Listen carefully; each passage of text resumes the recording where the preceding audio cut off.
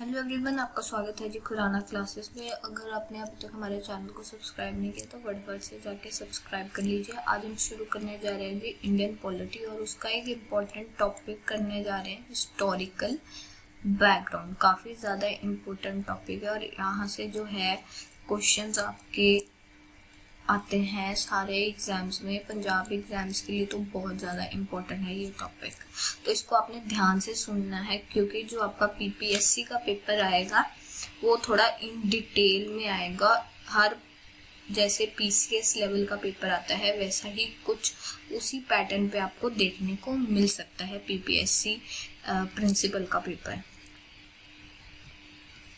और बाकी बच्चों के लिए भी ये बेनिफिशियल रहेगा, तभी मैं इसको हिंदी में बना रही हूँ ताकि इसकी जो रीच है वो काफ़ी लोगों तक जाए। रेगुलेटिंग एक्ट 1773 से जो हमारी स्टार्ट होती है जी, बेसिकली ये स्टार्ट होती है आफ्टर बैटल ऑफ प्लासी वगैरह, जो हम हिस्ट्री में पढ़ते हैं। कुछ लोग जो है हिस्टोरिकल बैकग्राउंड को हिस्ट्री, मॉडर्न हिस्ट्री में कवर कर लेते हैं, कुछ लोग पॉलिटी में करते हैं, कुछ जो भी उसको जैसे भी कवर करना चाहे। तो सबसे पहले बात करते हैं जी रेगुलेटिंग एक्ट 1773 की। तो ये पहला स्टेप था by the British government to control and regulate affairs of the East India company, यानी कि East India company in India. पहला स्टेप था, सबसे पहली बात ये रेगुलेटिंग एक्ट। और इसके फीचर्स देख लेते हैं जहां से आपको क्वेश्चन आएगा, right. It designated the governor of Bengal as a governor general of Bengal. Governor of Bengal क्या बन गया जी? Governor general. तो सबसे पहले जो गवर्नर जनरल बने वो थे जी आपके वॉरेन हेस्टिंग्स। सबसे पहले गवर्नर जनरल ऑफ बंगाल कौन बने जी? Warren Hastings. दूसरी जो बात इसमें इम्पोर्टेंट पॉइंट था कि सुप्रीम कोर्ट एस्टैब्लिश हुआ। आपको क्या क्वेश्चन आ जाता है कि सुप्रीम कोर्ट सबसे पहला कहाँ पे एस्टैब्लिश हुआ? तो वो था जी कैलकटा में। और रेगुलेटिंग एक्ट 1773 के अंडर ही है जो सुप्रीम कोर्ट एस्टैब्लिश हुआ। कंप्राइजिंग ऑफ 1 चीफ जस्टिस, एक चीफ जस्टिस था और 3 अदर जजेस, राइट। अगर आपको पता है कि अभी फिलहाल एक चीफ जस्टिस है, वो तो सबको पता है कि एक चीफ जस्टिस को मिलाकर टोटल जजेस कितने हैं सुप्रीम कोर्ट में। जिसको पता है वो नीचे कमेंट सेक्शन में कमेंट जरूर करें। उसके बाद गवर्नर ऑफ जो बॉम्बे था, मद्रास था, उनको भी सबऑर्डिनेट बना दिया गया है जी गवर्नर ऑफ बंगाल के। जो मेन था वो बंगाल का बन गया था, उसके जो बॉम्बे का गवर्नर था, मद्रास का गवर्नर था, उसको उनके सबऑर्डिनेट बना दिया गया था। It prohibited the servants of company from engaging in private trade और accepting bribes from the natives. मतलब कि उसने करप्शन पे जो है लगाम लगाई थी। उसके बाद है it strengthen the control of British government over the company by acquiring the court of directors to report its revenue, civil and military affairs in India. तो बेसिकली जो कंट्रोल था ब्रिटिश गवर्नमेंट का, ठीक है जी, वो जो है वो ज्यादा होने लग गया था, स्ट्रेंथन होने लग गया था over the company bye requiring the court of director. जो उसके कोर्ट ऑफ डायरेक्टर्स थे उनको अपना रिपोर्ट देनी पड़ रही थी रेवेन्यू, सिविल और मिलिट्री अफेयर्स के बारे में, राइट। तो इसमें मेन इंपॉर्टेंट है कि एक तो सुप्रीम कोर्ट और गवर्नर ऑफ बंगाल बन गया था गवर्नर जनरल ऑफ बंगाल में, जो थे आपके वॉरेन हेस्टिंग्स, और गवर्नर ऑफ बॉम्बे और मद्रास इनके सबऑर्डिनेट्स बन गए थे, राइट। और इसमें जो है करप्शन पर भी जो है प्रोहिबिशन लगा दिया गया था, ठीक है जी। ये मेन इंपॉर्टेंट पॉइंट्स है रेगुलेटिंग एक्ट 1773 के। उसके बाद है जी पिट्स इंडिया एक्ट 1784, राइट।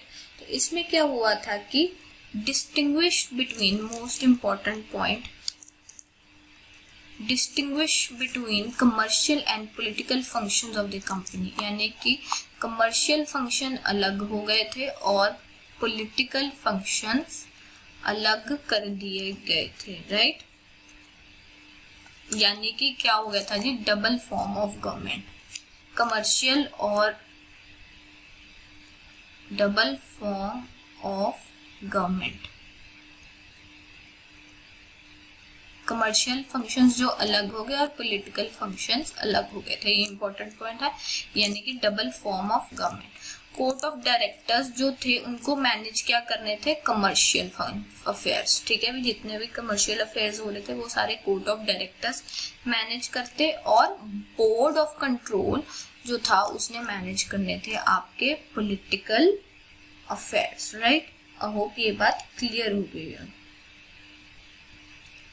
ये एक्ट की सिग्निफिकेंस क्यों है उसके बारे में जान लेते हैं। For the first time in companies territories वो कॉल्ड ब्रिटिश पोजेशन, यानी कि जितनी भी कंपनी, यानी कि अभी ईस्ट इंडिया कंपनी जो आई थी उसकी जो पोजेशन थी, जो भी उसने पोजेशन इंडिया में ले रखी थी, उनको बोला जाता था जी ब्रिटिश पोजेशन इन इंडिया। तो कंपनी का रोल कम होता जा रहा था और ब्रिटिशर्स का रोल जो है बढ़ता जा रहा था।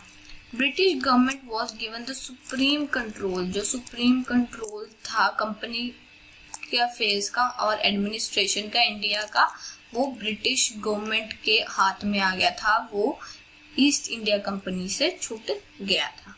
तो इसलिए पिट्स इंडिया एक्ट जो है काफी ज्यादा इम्पोर्टेंट है। 1784 ईयर भी इनके सारे इम्पोर्टेंट है। उसके बाद है जी चार्टर एक्ट। चार्टर एक्ट जो है वो 3 है, तो ईयर के साथ इम्पोर्टेंट है। 1813 वाली चार्टर एक्ट, तो इसमें बेसिकली एक ही बात हुई थी कि trade monopoly was taken from the East India company. East India company का अब जो है वो कम होता जा रहा है वर्चस्व, और क्या आती जा रही है जी ब्रिटिश गवर्नमेंट। अब देखना कि अब कम ही होता जाएगा आने वाली एक्ट्स में, राइट। तो इसमें क्या हुआ, चार्टर एक्ट में इनकी ट्रेड मोनोपोली ले ली ईस्ट इंडिया कंपनी से। ये जो अब सिर्फ ट्रेड कर सकते थे वो करते थे सिर्फ टी और कॉफी में, राइट, और सारी चीजों की ट्रेड की इनसे मोनोपोली ले ली गई। उसके बाद आती है जी जो चौथी हमारी एक्ट है चार्टर एक्ट 1833। तो विद ईयर जो है ये चार्टर एक्ट याद होने चाहिए। इसको बोला जाता है जी एक्ट ऑफ सेंट्रलाइजेशन। ये भी काफी आ जाता है पेपर में, act of centralisation, act of decentralisation. तो इसको एक्ट ऑफ सेंट्रलाइजेशन क्यों बोला जाता है, क्योंकि इस वक्त जो गवर्नर जनरल ऑफ बंगाल थे, ठीक है जी, जो पहले गवर्नर जनरल थे वो वॉरेन हेस्टिंग, बता दिया आपको, ये बन गए जी गवर्नर जनरल ऑफ इंडिया में। मतलब कि ये बन गए, मतलब कि ये जो पोस्ट है ये पोस्ट चेंज होगी जी गवर्नर जनरल ऑफ इंडिया में। जो पहले फर्स्ट गवर्नर जनरल थे वो थे जी Lord William Bentinck, right. I hope ये क्लियर हुआ। ये जो मैं बता रही हूँ कि चेंज हुई, ये पोस्ट का नाम है, ठीक है जी, post name.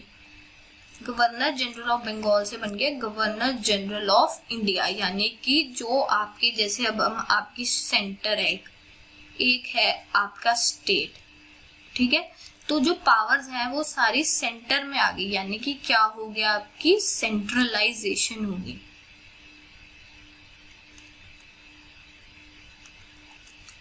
Deprive the governor of Bombay and Madras of the legislative power. जैसे मैंने पहले बताया था कि जो गवर्नर ऑफ बॉम्बे थे, मद्रास थे, वो गवर्नर जनरल ऑफ बंगाल के सबऑर्डिनेट्स बन गए थे। तो इस एक्ट में उनकी जो पावर्स हैं उनसे ले ली गई।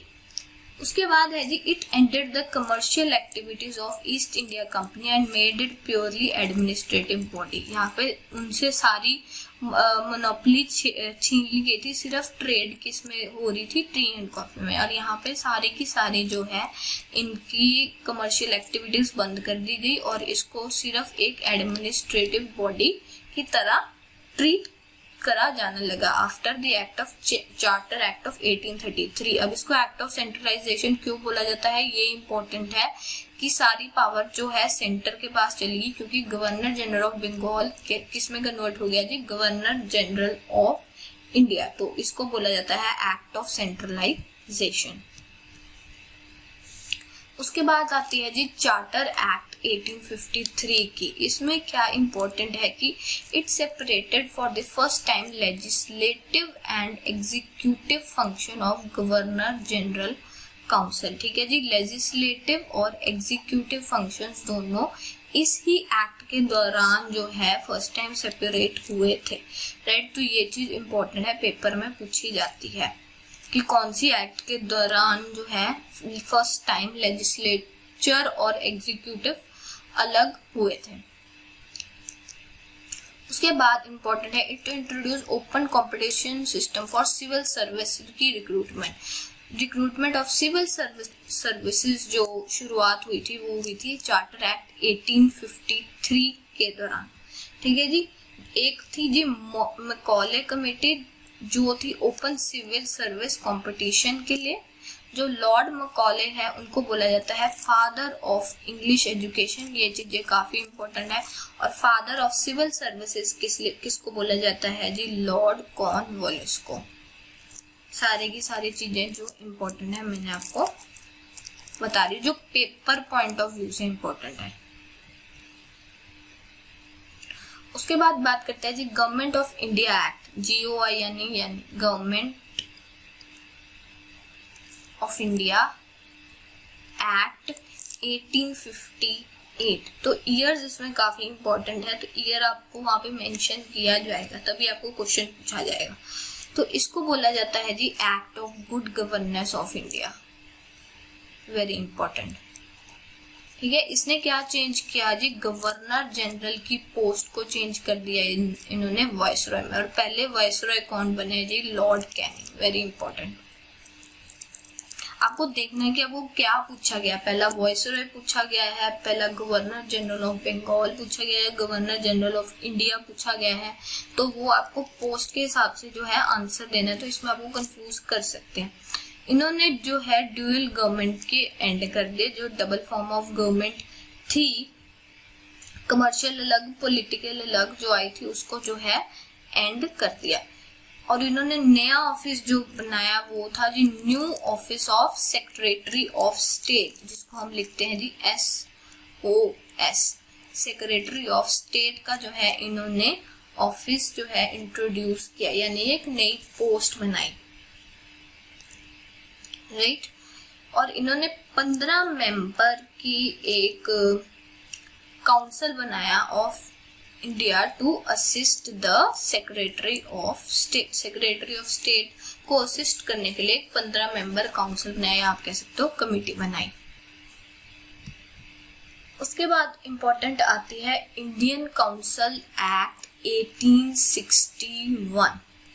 तो ये काफी इंपॉर्टेंट है, तो इसको ध्यान से सुनना है, ठीक है। पहली बार Indians were first time associated with the law making process. पहले कभी इंडियंस को एसोसिएट नहीं किया गया लॉ मेकिंग प्रोसेस से। और ये किस हुआ जी, रिवोल्ट ऑफ 1857 के बाद, जब उन्होंने देखा कि यहाँ पे इंडिपेंडेंस के लिए हो रहा है, तो उन्होंने इंडियन काउंसिल एक्ट 1861 जो है लेके आया। और उसमें जो है इंडियंस को पहली बारी चांस मिला लॉ मेकिंग प्रोसेस के साथ जुड़ने का, उससे पहले कभी भी नहीं मिला। तो ये चीज इंपॉर्टेंट है।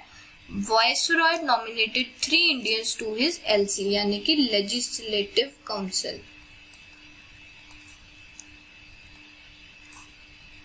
लेजिस्लेटिव काउंसिल, और वो 3 इंडियंस कौन थे, Maharaja Patiala, Raja of Banaras, sir Dinkar Rao of Bombay. तो ये तीनों इंपॉर्टेंट नाम है, Maharaja Patiala, Raja of Banaras, sir Dinkar Roy of Bombay. तो इनको चांस मिला, नॉमिनेशन मिला इनको।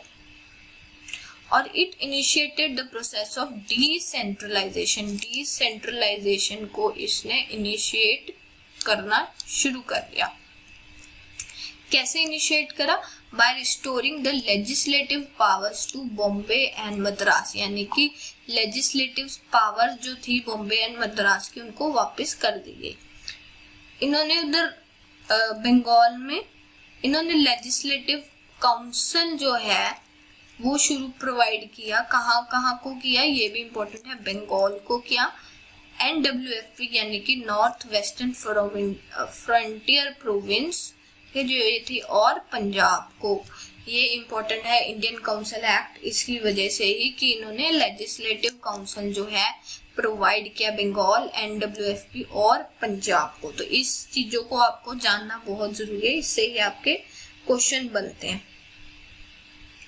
पोर्टफोलियो सिस्टम को इंट्रोड्यूस किया, और पोर्टफोलियो सिस्टम किसने इंट्रोड्यूस किया जी? लॉर्ड कैनिंग जो है उन्होंने पोर्टफोलियो सिस्टम इंट्रोड्यूस किया। अब ये पोर्टफोलियो सिस्टम क्या होता है कि under this system the viceroy was made in charge of one or more department of the government and was authorized to issue final orders on behalf of the council on matters of this department। जैसे कि जो viceroy होते थे उनको जो head बना दिया जाता था किसी डिपार्टमेंट का, ठीक है, कुछ डिपार्टमेंट्स उनको दे दिए जाते थे और वो जो है उनके फाइनल ऑर्डर्स पे चलते थे। उनको काउंसिल का जो है वेट नहीं करना पड़ता था जो भी डिसीजन लेने के लिए। जो उनके ऑर्डर्स थे वो फाइनल माने जाते थे, ठीक है। कुछ उनको ऐसे डिपार्टमेंट्स उनके अंडर होते थे। तो ये था आपका पोर्टफोलियो सिस्टम और लॉर्ड कैनिंग ने स्टार्ट किया था।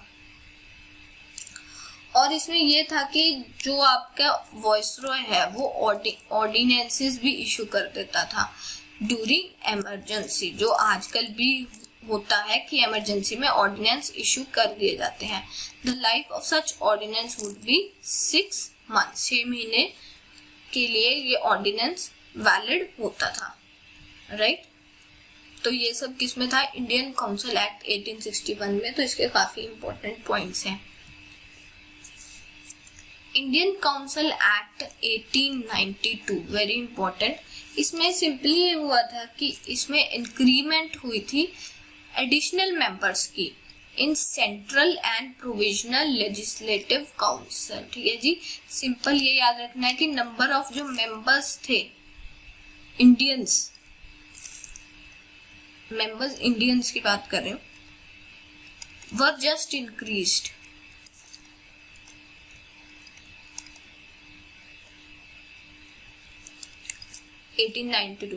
increased functions of legislative council and gave them the power to discuss the budget and ask question।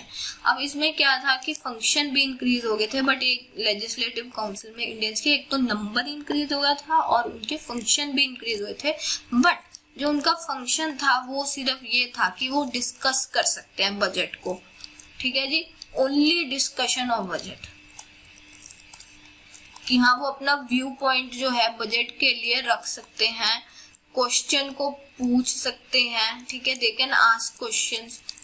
लेकिन जो एंड में वोट है वो नहीं कर सकते। तो उस चीज का कोई अल्टीमेट फायदा नहीं हुआ। सिर्फ वो बोल सकते थे, डिस्कशन कर सकते थे, आस्क कर सकते थे, बट वो वोट नहीं कर सकते। तो ये बात क्लियर होनी चाहिए कि सिर्फ बजट डिस्कशन हुआ, उनको वोटिंग का हक नहीं मिला। Next is Morley Minto reforms 1909। Morley इस टाइम जो थे सेक्रेटरी ऑफ स्टेट थे। मैंने आपको ऑलरेडी बता दिया है कि इसकी जो है पोस्ट जब आई थी। मिंटो जो थे वो वॉइसरॉय थे। जैसे मैंने आपको बताया कि एडिशन हुआ था मेंबर्स का सेंट्रल और प्रोविजनल लेजिस्लेटिव काउंसिल में, बट जो है मॉर्ले मिंटो में स्पेसिफाई हो गया था कि कितने जो है नंबर ऑफ मेंबर्स इंक्रीज करेंगे सेंट्रल लेजिस्लेटिव काउंसिल में। तो सेंट्रल लेजिस्लेटिव काउंसिल में जो मेंबर इंक्रीज करे देवर पहले 16 थे, फिर 16 to 60 जो है मेंबर्स की इंक्रीमेंट हुई थी, राइट। और इन्होंने ये भी प्रोवाइड किया था कि जो इंडियन एसोसिएशन थी उसको भी एक एग्जीक्यूटिव काउंसिल प्रोवाइड किया गया था। और सत्येंद्र प्रसाद सिन्हा, इनका नाम बहुत इंपॉर्टेंट है, right, was the first Indian to be associated with the executive council. He was appointed as the law member. इनको law member अपॉइंट किया गया था, सत्य SP सिन्हा। तो ये नाम इंपॉर्टेंट है, बहुत बारी पेपरों में पूछा जा चुका है। It gave a system of separate electorates for Muslims. Very very important. Separate electorates for only Muslim, no one other, right? ठीक है। Lord Minto was also known as the father of communal electorate. ये जी Muslims को इन्होंने separate electorate दिए थे। उसमें से काफी क्वेश्चन पूछे जाते हैं कई बारी, मुस्लिम्स, क्रिश्चियंस, विडोज, इन सब का नाम भी लिख दिया जाता है क्वेश्चंस में, बट ऐसा नहीं है, सिर्फ और सिर्फ मुस्लिम्स को ही है इन्होंने सेपरेट इलेक्टोरेट्स दिए थे। Morley Minto 1909। उसके बाद आता है जी गवर्नमेंट ऑफ इंडिया एक्ट 1919। तो इसको और भी क्या बोला जाता है जी, मॉन्टेग-स्केल्सफोर्ड रिफॉर्म, इस नाम से भी ये काफी बारी क्वेश्चन इसके पूछे जाते हैं। तो मॉन्टेग इस टाइम थे आपके एसओएस यानी सेक्रेटरी ऑफ स्टेट, और कैल्सफोर्ड क्या थे आपके वाइसरॉय। तो इसका नाम बन गया जी मॉन्टेग-स्केल्सफोर्ड रिकॉर्ड या फिर गवर्नमेंट ऑफ इंडिया एक्ट 1919। तो इसमें क्या हुआ था जी, it separated central and provisional subject, centre के सब्जेक्ट अलग और प्रोविंसेस यानी कि स्टेट्स के सब्जेक्ट इन्होंने अलग से अलग कर दिए थे। ठीक है जी, डायरकी इन प्रोविंसेस, ठीक है जी, मतलब कि डायरकी यानी कि ट्रांसफर्ड सब्जेक्ट और रिजर्व्ड सब्जेक्ट्स थे। डायरकी मतलब क्या होता है, ट्रांसफर्ड और रिवर्स सब्जेक्ट्स जो अलग अलग कर दिए गए थे इसमें। तो इस आपको ये याद रखना है कि डायरकी इन प्रोविंसेस किस में आया जी, गवर्नमेंट ऑफ इंडिया एक्ट 1919 में आया। It introduced bicameralism and direct election, right? Bicameralism भी आ गया था और direct elections भी आ गया था। अब जो था, जो पहले मैं आपको बता रही थी कि separate electorates, right, separate electorates of Muslims जो आया मॉर्ले मिंटो 1909 में आया, राइट, और separate electorates of Sikhs, Anglo Indians, Europeans, Christians, ये सब किस में आया, गवर्नमेंट ऑफ इंडिया एक्ट 1919 में आया, मॉन्टेग-स्केल्सफोर्ड रिफॉर्म्स में आया। तो ये चीज आपको कंफ्यूज कर सकती है, तो इस चीज का जो है ध्यान रखना है। ठीक है, वो भी मैं बताऊंगी कि डिप्रेस्ड क्लासेस और वो जो क्वेश्चन मैंने बताया था वो किस में आया, वो आगे पता चल जाएगा आपको। और it provided for central public service commission, ठीक है जी, सेंट्रल पब्लिक सर्विस कमीशन, और यूपीएससी आया था आपका, यूनियन पब्लिक सर्विस कमीशन आया था 1926 में आ गया था, बट यहाँ पे उन्होंने एक बेस बना दिया था for this to come. Central public service commission एक बेस था for union public service commission to come. उसके बाद है जी गवर्नमेंट ऑफ इंडिया एक्ट 1935, ठीक है जी, इन्होंने बनाया जी establishment of all India federation, यानी कि जो इंडिया है उसको क्या बनाया इन्होंने, फेडरल स्टेट। फेडरल स्टेट यानी कि जो आपका एक तो सेंटर हो जाएगा और उसके बाद जो आपकी क्या हो जाएंगी, स्टेट्स हो जाएंगी, और दोनों के अपने जो है स्टेट्स लेकिन निर्धारित होंगी आपके सेंटर पे, और उनका भी अपना ही वर्चस्व होगा स्टेट्स का भी, और स्टेट्स सेंटर पे भी जो है डिपेंडेंट होंगे। तो इसमें क्या आया, ऑल इंडिया फेडरेशन में एक तो होगी आपकी प्रोविंसेस आई, और उस टाइम के दौरान जो है प्रिंसली स्टेट्स भी मानी जाती थी, तो इसमें प्रोविंसेस आई प्लस प्रिंसली स्टेट्स आई। और इसने जो मैंने पहले बोला था डायरकी इन द प्रोविंसेस, तो उसको भी है जो अबॉलिश कर दिया। तो डायरकी कहाँ पे आ गई जी, आपकी सेंटर पे आ गई,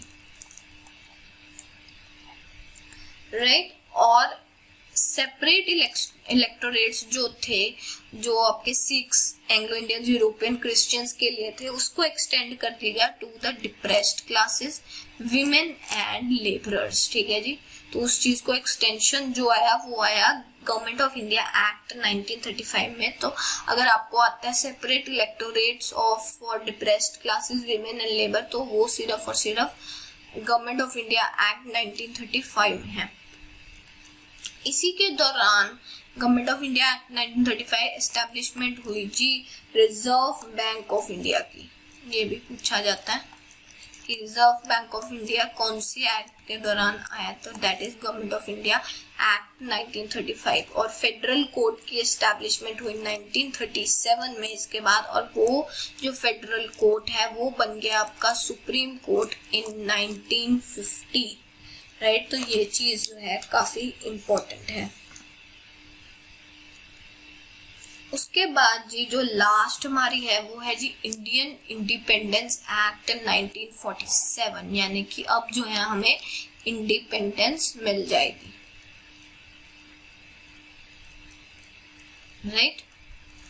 तो क्लीमेंट एटली जो थे उन्होंने ब्रिटिश रूल का अनाउंसमेंट किया कि ब्रिटिश रूल एंड हो रहा है जी 30 जून 1948 को, राइट। तो इंडिया को फिर उसके बाद क्या मिल गया, इंडिपेंडेंस। जो first governor general of independent India, free India was Lord Mountbatten, और first PM of independent India was Jawaharlal Nehru.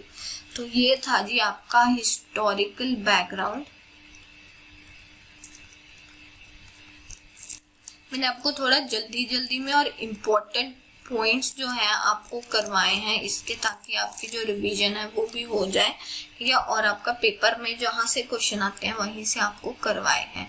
तो इस वीडियो को मैक्सिमम जो है लाइक करें, शेयर करें अपने फ्रेंड्स के साथ, और इसको मैक्सिमम जो है लोगों तक पहुंचाएं ताकि उनकी हेल्प हो सके एग्जाम्स।